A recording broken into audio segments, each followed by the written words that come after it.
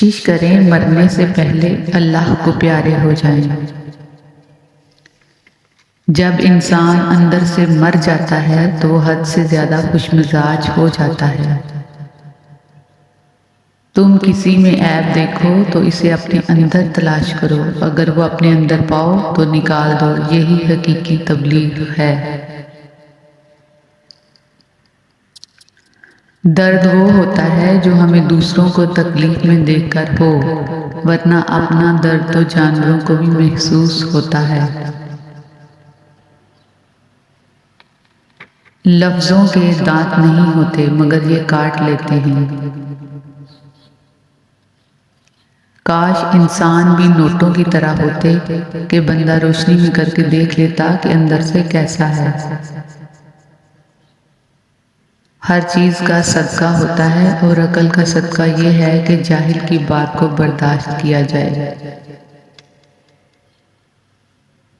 دنیا کی بدترین شکل یہ ہے کہ برے لوگوں کی وجہ سے اچھے لوگ خاموشی اختیار کر لیں۔ سورج غروب ہونے لگتا ہے تو چھوٹے آدمیوں کے سائے بھی بڑے ہو جاتے ہیں۔ فاتحہ لوگوں کے مرنے پہ نہیں، احساس کے مرنے پہ پڑھنی چاہیے، کیونکہ لوگ مر جائیں تو صبر آ جاتا ہے، لیکن احساس مر جائے تو معاشرہ مر جاتا ہے۔ اگر تم نیکی، پاکیزگی اور تقوی کے بغیر خدا کا نام لیتے ہو تو پھر خدا ایک نام ہی ہے اور اس کے علاوہ کچھ نہیں۔ تنقید کے لیے علم کا ہونا ضروری ہے، جبکہ نکتہ چینی کے لیے جہالت ہی کافی ہے۔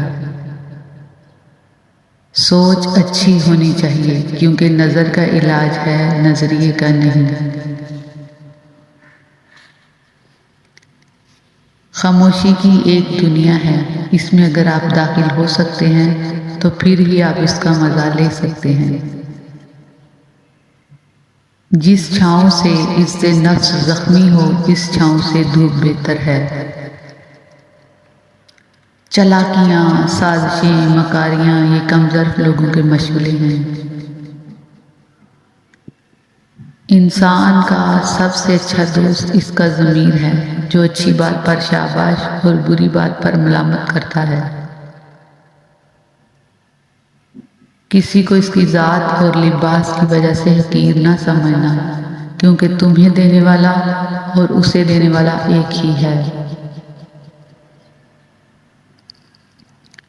من کی میل کو ختم کرنے کے لیے سب سے پہلے اپنی میں کو ختم کرو، اور میں کو ختم کرنے کے لیے عاجز بننا ضروری ہے، اور عاجز بننے کے لیے ضروری ہے کہ تو اپنے آپ کو بھول جا کہ تو کیا ہے۔ بس اتنا یاد رکھ کہ تو حاک ہے، حاک پر ہے اور تجھے حاک میں ہی جانا ہے۔